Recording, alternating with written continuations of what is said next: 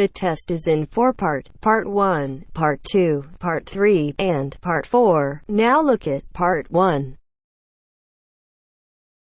Part 1.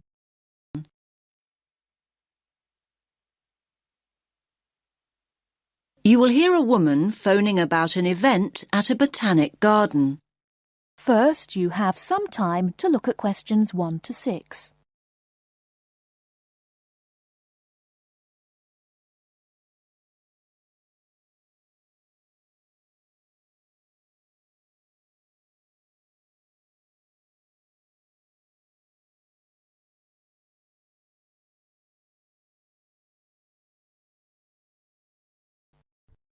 Listen carefully and answer questions 1 to 6. Good morning, you're through to the treehouse at the Botanic Garden. How can I help? Oh, hello. I'd like to book a place on the, Japanese floral art workshop. Ah, yes. Do you mean our workshop on the 16th? No, it's on the 6th. Saturday the 6th. Ah, yes. Got it up here on screen now. Japanese Floral Art Workshop. That's great. You're just in time. We're nearly full. 12 people have already booked a place, and this workshop is limited to 15 participants. It's one of our most popular workshops. In fact, it's the 5th one we've run. And this is the last one this term. There won't be another workshop until next year now. Oh, great. Thanks a lot. And can I just check the start time? It says on the leaflet I've got here that it begins at 12:30. That's right. It finishes at 1:30. Most of our other workshops are only half an hour long, but this one is longer. In fact, we're thinking of running some longer ones in the future. Oh, I see. Well, I'm really glad it lasts for a full hour. I don't think I would be able to come up with any kind of floral arrangement in less time than that. And certainly not in 30 minutes. Me neither. Now, one more thing. The workshop itself is free, but we're asking participants to pay £5 each just to cover the cost of the floral supplies. That's fine. Now, before I book you a place, I'll just give you some information about what'll happen on the day. Basically, it's a real hands-on workshop, so you'll be making your own floral arrangement that you can take home afterwards. That's great. I'm really looking forward to that. Now, a couple of important things. Please remember to bring scissors or cutters to the workshop. Unfortunately, we only have a limited number of pairs to lend people who forget them on the day. Last year, some participants ended up using penknives, which are not at all suitable for floral arranging. Right. I'll make a note of that. And you'll also need to bring your own container. Do you mean a bag, that sort of thing? No, you need a shallow container. Basically, it has to be shallow with a wide base, so that you can use it to work on your arrangement. It can be pottery, wood, plastic, whatever you like. Oh, of course. I see. I'm sure I can find something suitable. And when you arrive for the workshop, ask for Elizabeth Macmillan. She's leading the event. She's a really experienced workshop leader. She's been running the event for us for many years, so you'll certainly be in good hands. That's good to know. Now you have some time to look at questions 7 to 10.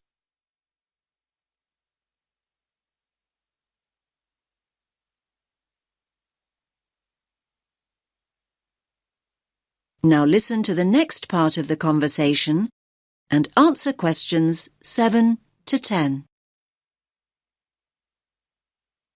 Now, I'll just take your details for the booking form.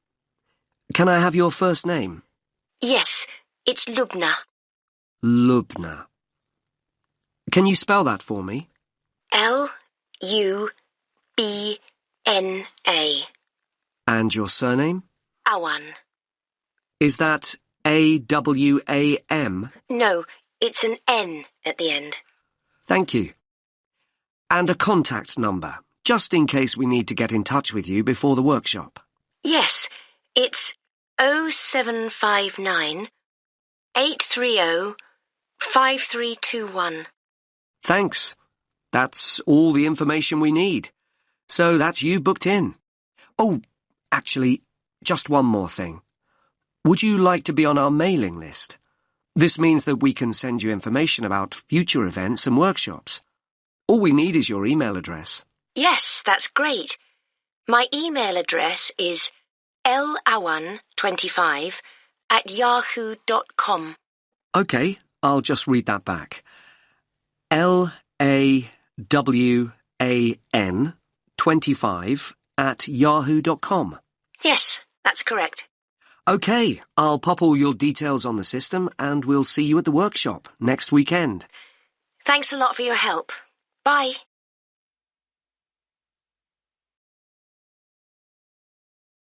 That is the end of part 1. You now have half a minute to check your answers.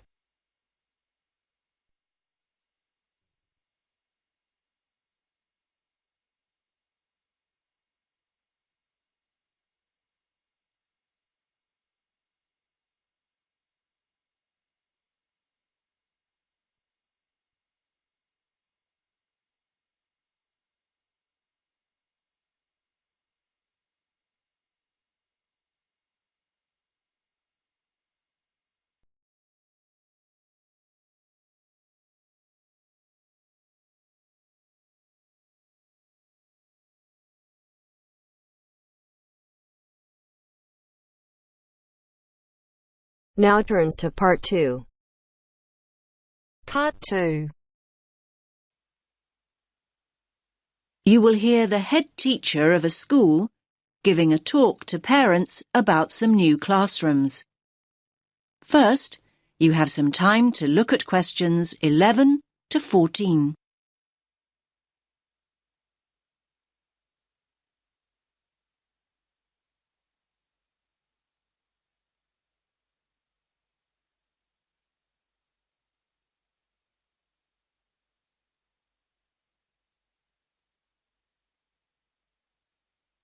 Listen carefully to the first part of the talk and answer questions 11 to 14. Good evening, everyone, and thanks for making it along. I know how busy you all are with term coming to an end. As you know, the aim of this meeting is to show you the plans we've got to add 2 new classrooms and how that will affect the playground. Now, I've heard that quite a few of you are worried that there'll be hardly any playground left, but I want to reassure you that that's not the case at all. I think there's been quite a lot of uninformed talk going on, and people have started worrying unduly. I certainly hope I can dispel any of your concerns this evening. Firstly, I have a plan of what the school should look like, which I'll project onto the screen. The school governors and the developers want to hear your feedback before making final decisions. Your feedback's very important. When I've gone through the plan with you, you can ask questions and we'll discuss those queries in detail. There'll be plenty of time to tell us what you think over the coming weeks. And once the plans are a little more developed, they'll be available online. There'll be a weekly update, and once the actual construction begins, you'll be able to check progress as it happens. Personally, I'm very happy with where we've got to. I knew we had to have the extra space, but I must admit I worried long and hard about what we might have to sacrifice for it. The developers have certainly convinced me that we've made the right decision. You now have some time to look at questions 15 to 20.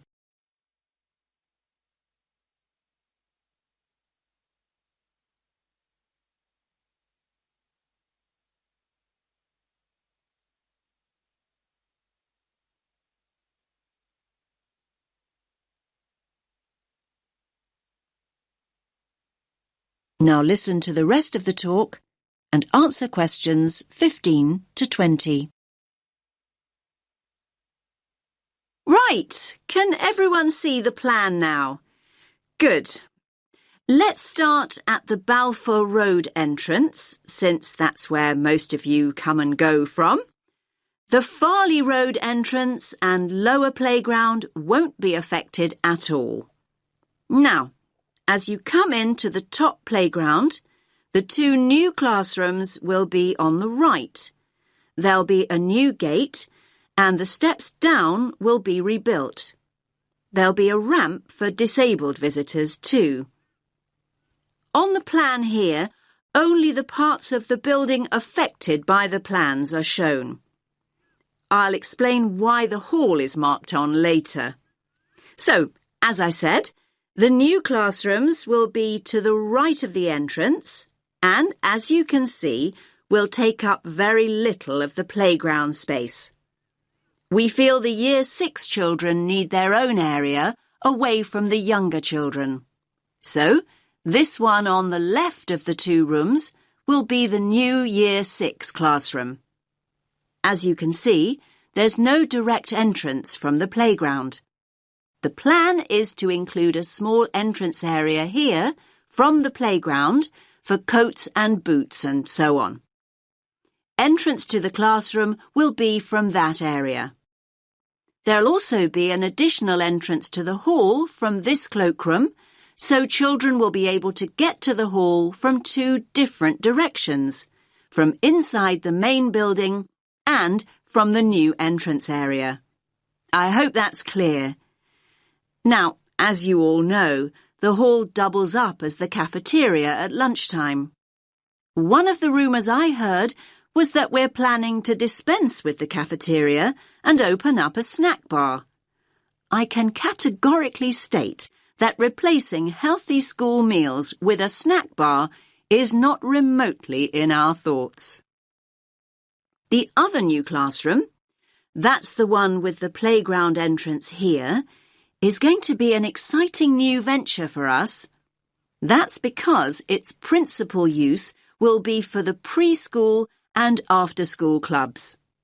More and more parents want that facility outside school hours, and we need a dedicated space to run these activities. I think there were also worries about the nursery school, though I'm not really sure why, to be honest with you. I can tell you now that the whole area on the other side of the main school building will be totally unaffected. The nursery will continue operating as it does now. There will be a couple of smaller constructions, modernisation work really, down here on the other side of the top playground. Cycling into school is getting more and more popular, so we're replacing the old bike sheds with a brand new bicycle bay. There'll be space for 60 bikes. The children's toilets will also be modernised, and the children will be able to enter them from inside the school building rather than from the playground as they do now. There'll be brand new staff toilets in that part of the building too, I'm pleased to say. So, I hope that's at least started to allay a few fears. Take a few minutes to look at the plan that I'll get out of the way. Then I'll answer a few questions if you have any. Does that make sense to you?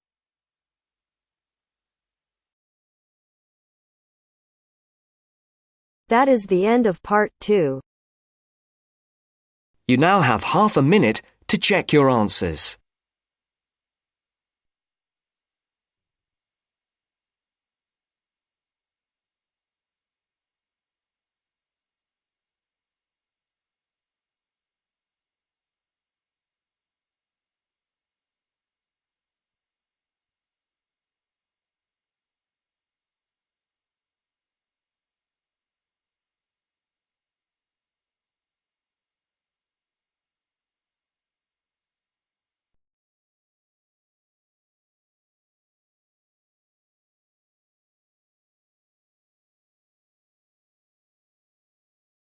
Now turns to part 3. Part 3. You will hear 2 students talking about reading. First, You have some time to look at questions 21 to 24.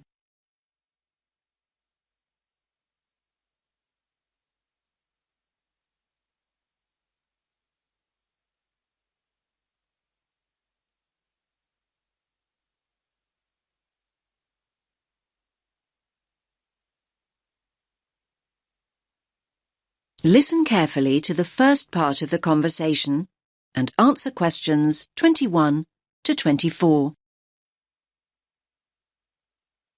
Hi, Milena.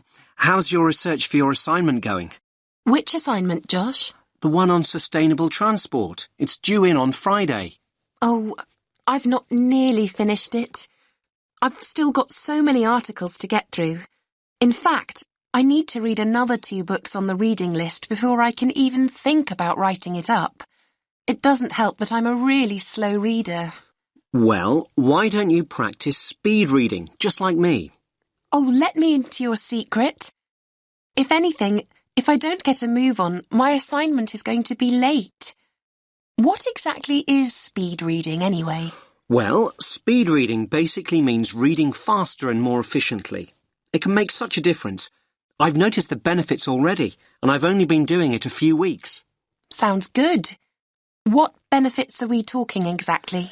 Well, the majority of people read at an average rate of 250 words a minute. So that means that an average page in a book or document would take you around 1 or 2 minutes to read. So up to 2 minutes a page. That sounds quite fast to me. I reckon I spend at least 5 minutes on each one. But just think about it. Imagine if you could double that rate to 500 words a minute. You could zip through all the articles and books in half the time. Another thing is that it can help you understand the basic structure of an idea or an argument much better. Now you have some time to look at questions 25 to 30.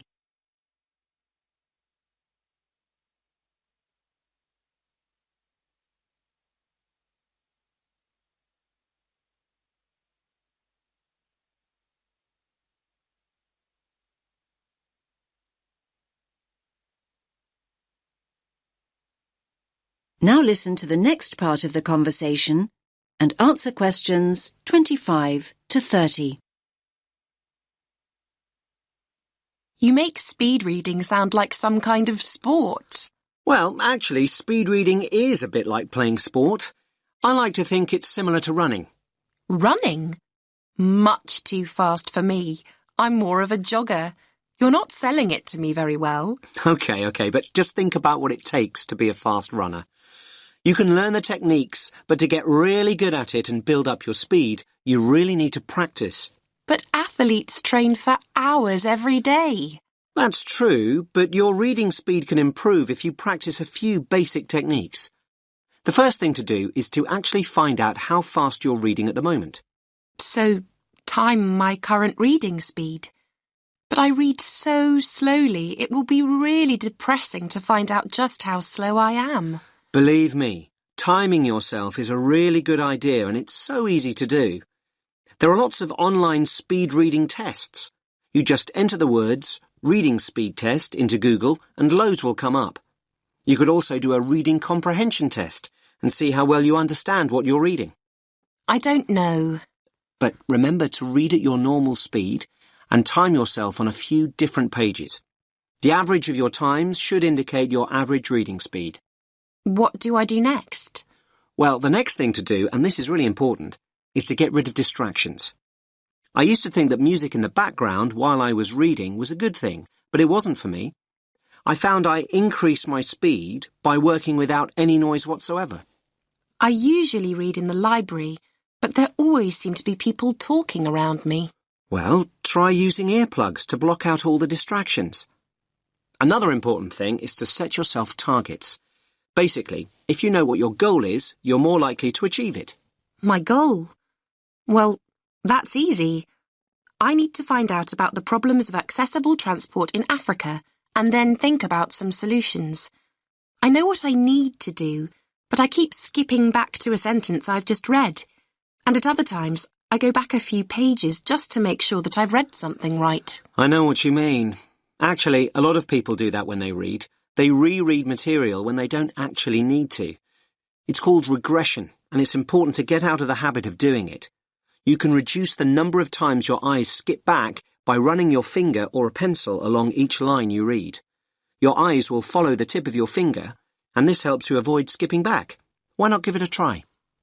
Yes, I think I'll give it a go. But I suppose the first thing to do is find out what my reading speed is.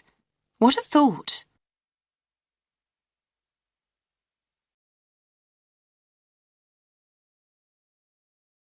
That is the end of part 3. You now have half a minute to check your answers.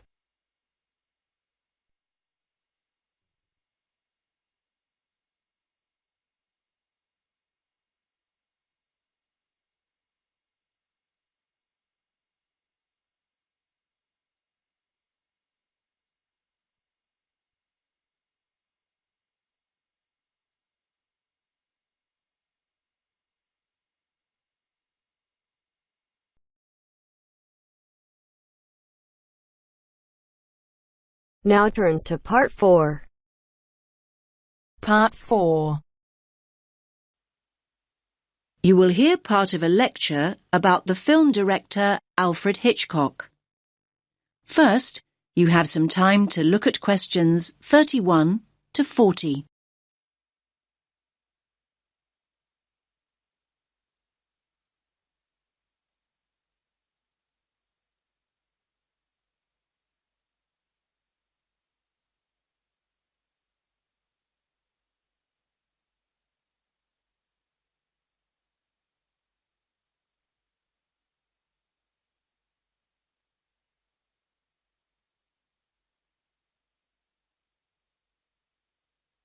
Listen carefully to the lecture and answer questions 31 to 40.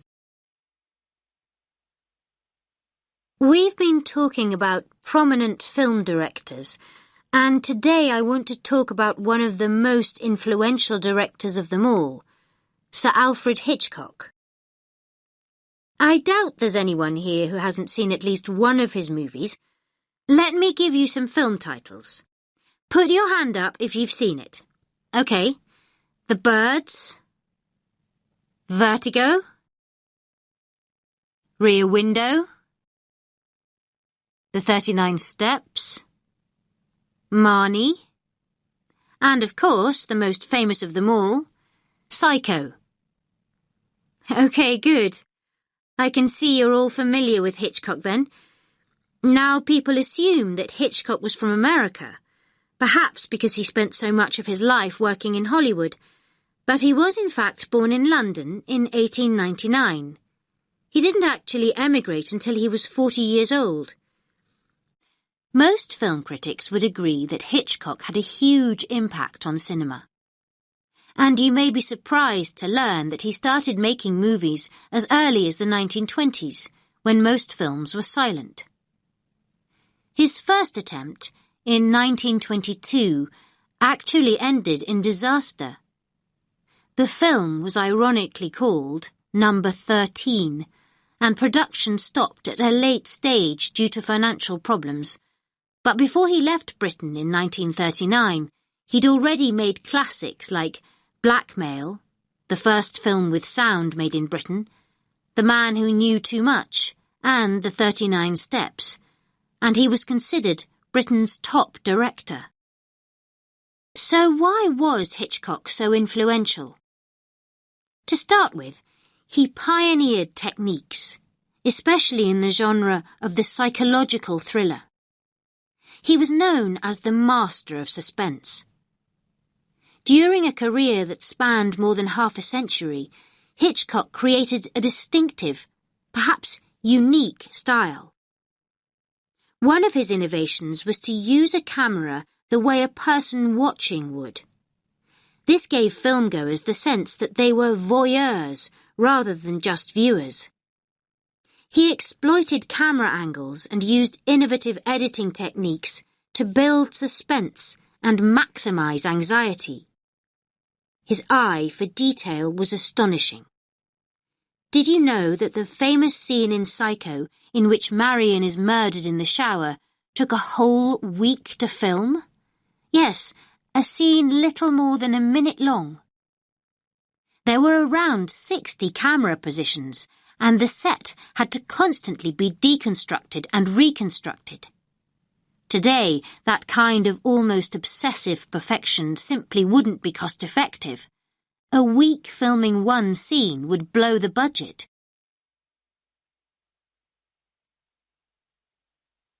So what were Hitchcock films about, and who were some of his typical characters? It would be wrong to say that Hitchcock made horror movies, suspense movies or psychological thrillers, but not horror. Hitchcock rarely showed acts of violence. The effort went into building up tension, creating a sense of unease.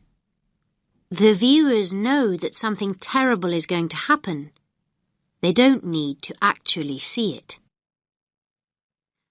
Although his stories feature psychopaths, murderers and fugitives on the run, the real strength of his work is the complex examination of his characters. His movies borrow many themes from psychoanalysis, so it's not surprising that his masterpiece is called Psycho. However, a recurring theme in Hitchcock's stories is the twist ending. That's when the story ends in the way viewers least expect it to. I mean, the good guy turns out to be the bad guy, for example. Think of Psycho. It's the element of surprise that makes the end so creepy. Now, Hitchcock's movies feature many other elements of surprise. Daring elements, in fact. Again, I'll refer to Psycho. Marion is the principal character, and it is her that the viewer relates to and empathizes with. Marion has stolen money, and the viewer wants to know if she will get away with her crime or be caught and punished. Suddenly, a third of the way into the story, Marion is murdered and the entire dynamic changes. The original storyline is put on hold and a whole new story begins. No longer able to identify with Marion, the viewer begins to empathize with the new principal character, and that, of course, is the murderer, Norman. In this way, Hitchcock manipulates the audience into seeing the story from a whole new perspective. Did you know that Hitchcock played a small part in each of his movies? He always had a cameo role, and this was a very clever move, as it helped him become known. Filmgoers could put a face to the director. Some might even say that before Hitchcock, the director was a far less significant individual in the filmmaking process. Nowadays, however, people go to see a particular director's movie regardless of who's starring in it.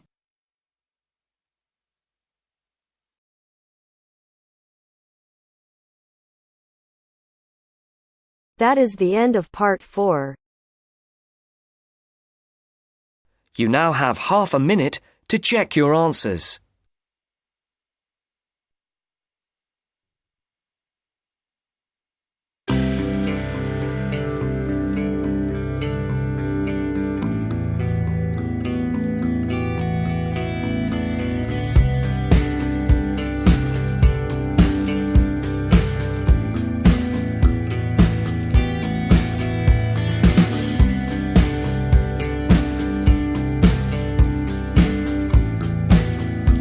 That is the end of the test. You now have 10 minutes to transfer your answers to your IELTS listening answer sheet.